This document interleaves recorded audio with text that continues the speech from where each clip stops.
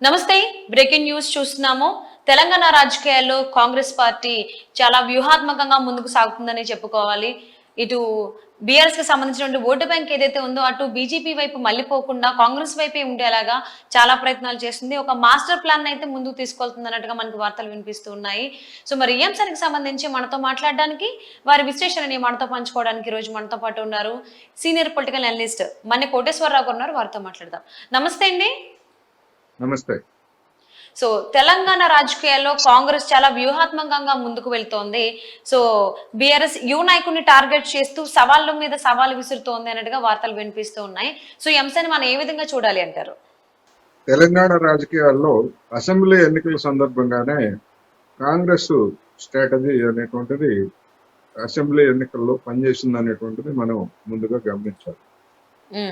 BJP స్వయంకృతం వల్ల Delhi liquor scam లో కవిత గారి పేరుని ముందుకు తీసుకొచ్చి అసలు ఆమె మీద కేసు కానీ లేదా మరొకటి నోటీస్ కానీ ఏమీ లేకముందే ఆవిడ అరెస్ట్ అవుతారు, తిహార్ జైల్లో ఫలానా నెంబరు గది ఆమెకు ఫలానా ఖైదీ నెంబర్ అన్నట్లుగా ప్రచారం చేసినటువంటి నేపథ్యంలో తర్వాత ఆమె మీద విచారణ కానీ లేదా దర్యాప్తు సంస్థలు అనేటువంటివి చాలా కాలం జాగు చేశాయి. దాంతో బీజేపీ బీఆర్ఎస్ మధ్య ఒక ఒప్పందం కుదిరింది కవితని రక్షించడానికి అనేటువంటి అభిప్రాయాన్ని జనంలో కలిగింది. దాన్ని మరింత ముందుకు తీసుకుపోవడంలో కాంగ్రెస్ కూడా వ్యూహాత్మకంగానే పనిచేసి దాని ఫలితాలను కూడా అసెంబ్లీ ఎన్నికల్లో పొందిందనేది మనకు తెలిసింది.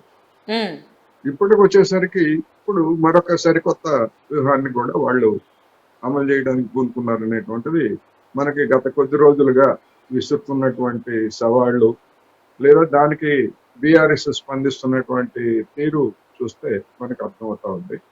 ఒక విధంగా చెప్పాలంటే కాంగ్రెస్ విసిరినటువంటి వలలో బీఆర్ఎస్ పడుతున్నట్లుగా కనిపిస్తుంది అనేది నాకు. అంటే ఇక్కడ ఇంకొక చూసుకున్నట్లయితే అసలు కాంగ్రెస్ బీజేపీ వైపు అసలు ఒక మాట కూడా అనట్లేదు. కేవలం టార్గెట్ అంతా బీఆర్ఎస్ పైనే ఉంది. సో ఇలా ఎందుకు ఆలోచిస్తోంది కాంగ్రెస్ పార్టీ తెలంగాణలో? అటు కేంద్రం గురించి కూడా బీజేపీని ఏం అనట్లేదు. కేంద్రంలో బీజేపీ గురించి కాంగ్రెస్ కేంద్ర నాయకులు వాళ్ళు రోజు విమర్శలు చేస్తున్నారు. అక్కడ లడాయి రోజు అది ఉంటా ఉంది. హిమాచల్ ప్రదేశ్ లో బీజేపీ చేసినటువంటి పనులు అవన్నీ అదొకటి. ఇక్కడ ఎందుకు మాట్లాడటం లేదు, బీజేపీ మీద ఎందుకు స్థానికంగా బీజేపీ మీద ఎక్కువ పెట్టడం లేదు అంటే అసలు బీజేపీ మాకు లెక్కలో లేదు. పోయిన అసెంబ్లీ ఎన్నికల్లోని దాని బలమేంటో దాని సత్తా ఏంటో తేలిపోయింది. ఈ ఎన్నికల్లో ఇంకా దాని బలం తగ్గిపోతుంది. మా పోటీ అంతా కూడా మిగిలినటువంటి బీఆర్ఎస్ తోనే మాకు ప్రధానమైనటువంటి పోటీ. మరోసారి దాన్ని ఓడించడమే మా కర్తవ్యం. అందువలన బీజేపీని మేము పట్టించుకోవాల్సినటువంటి అవసరం లేదు అనేటువంటి సందేశాన్ని ఓటర్లలో ఇవ్వడానికి ఒక వ్యూహాత్మకంగా కాంగ్రెస్ ఈ విధమైనటువంటి రాజకీయ వ్యూహాన్ని అనుసరిస్తోందనేది అర్థం చేసుకోవచ్చు.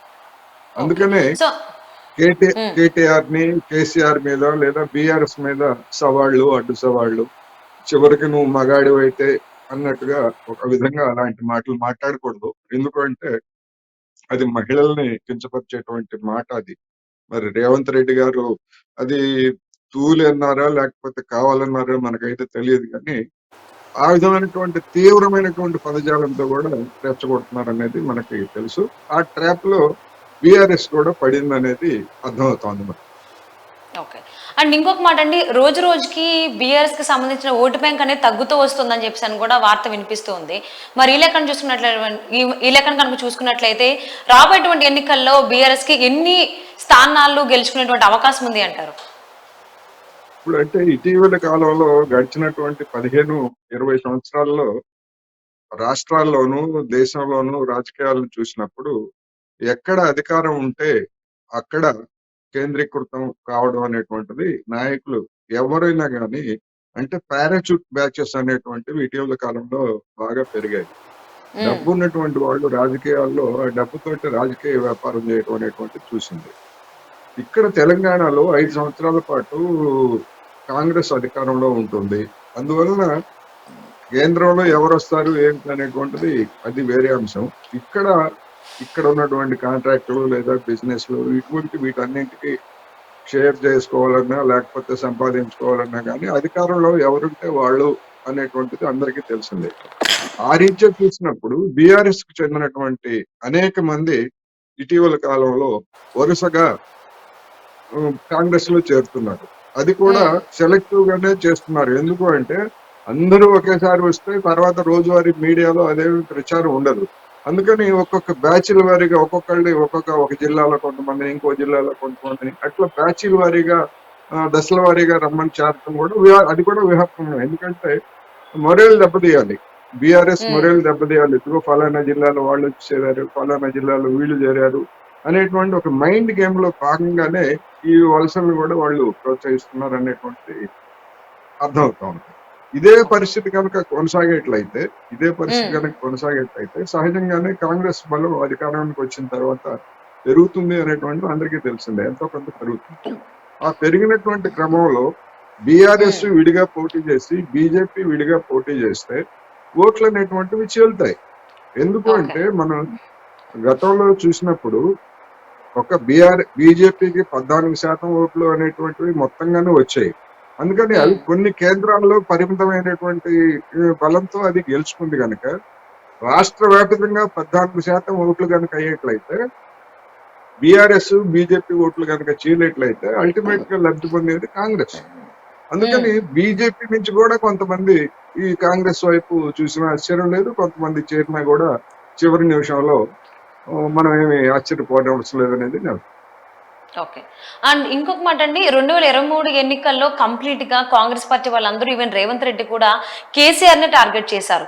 అధికారం వచ్చిన తర్వాత కేసీఆర్ ని పక్కన పెట్టేసి ఫోకస్ అంతా కేటీఆర్ పైన పెట్టారు. ఇది కూడా ఆయన వ్యూహంలో భాగమని చెప్పి అనుకోవచ్చు అంటారా?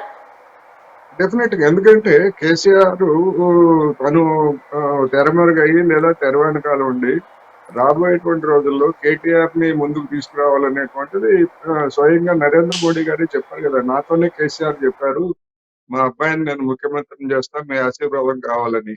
అందుకని అది అందరికీ తెలిసినటువంటి సత్యం. అందుకని ఆ క్రమంలోనే ఇప్పుడు కేసీఆర్ అనారోగ్యం అనేటువంటిది ఒక కారణం, దాన్ని ఏమి కాదంట్లా. కానీ పత్రికల వాళ్ళతో మాట్లాడటానికి లేదా ఆఫీస్ కు రావడానికి ఆయనకేమి ఇబ్బంది అయితే ఏమి లేదు. కానీ ఎందుకని రావట్లేదు అంటే కేటీఆర్ ని ఫోకస్ చేయడం ద్వారా రాష్ట్రంలో రాబోయేటువంటి రోజుల్లో కేటీఆర్ నాయకత్వాన్ని బీఆర్ఎస్ నడిపించాలనేటువంటిది ఆ బీఆర్ఎస్ నేతల వ్యూహము, కేసీఆర్ వ్యూహం కూడా. అందుకని ప్రతిదానికి కేటీఆర్ ని ముందు పెడుతున్నారు అనేది మనకు తెలుసు. ఆ కారణంగానే కేసీఆర్ అనేటువంటి నాయకుడు, ఎందుకంటే అసెంబ్లీ సమావేశాలకు రాలేదు, అసెంబ్లీ సమావేశాలకు రా, నీ సంగతి తెలుస్తా అన్నట్టుగా కాంగ్రెస్ నాయకులు మాట్లాడారు. దానికి అనుగుణంగానే ఆయన అసెంబ్లీకి కూడా రాలేదనేది మనకు తెలిసింది కదా. ఇంకా 6 నెలల తర్వాత అసెంబ్లీ జరుగుతుంది. అప్పటికి ఆయన వస్తారో రారో అది వేరే సంగతి. కానీ ఈ లోపల కేటీఆర్ఏ అన్ని తానే రంగంలో ఉన్నారు కనుక కేంద్రీకరణ అంతా కూడా కేటీఆర్ మీదనే కేంద్రీకరించారు రేవంత్ రెడ్డి గారు, కాంగ్రెస్. రాబోయే రోజుల్లో ఇంకా పెంచుతారు అనేటువంటిది కూడా మనం అర్థం చేసుకోవాలి. ఎందుకంటే ఇప్పుడు మేడిగడ్డ సందర్శన ఇవన్నీ కూడా కేటీఆర్ పేరుతోనే నడుస్తున్నాయి. అందువల్లనే ప్రధానమైనటువంటి టార్గెట్ కేటీఆర్ అనేది మనకు స్పష్టంగా తెలుస్తుంది. Okay, thank you so much Koteswararao garu. Thank you. Breaking news చూస్తున్నాము. సో కాంగ్రెస్ అలాగే రేవంత్ రెడ్డి కూడా బీఆర్ఎస్ కి సంబంధించిన ఓటు బ్యాంక్ ని కాంగ్రెస్ వైపు తిప్పుకునే విధంగా చాలా వ్యూహాత్మకంగా ముందుకు సాగిపోతుంది. దానికోసమే బీఆర్ఎస్ యువనేత అనేటువంటి ఎవరైతే ఉన్నారో ఆయన్ని టార్గెట్ చేసినట్టుగా మాస్టర్ ప్లాన్ తో ముందుకెళ్తున్నట్టుగా మరి మనకు కనిపిస్తూ ఉంది. మరి ఈ వ్యూహంలో బీఆర్ఎస్ నాయకులు, బీఆర్ఎస్ యువనేత పడతారా, అసలు ఏంటి రాబోయేటువంటి రోజుల్లో తెలుసుకుందాం అండి.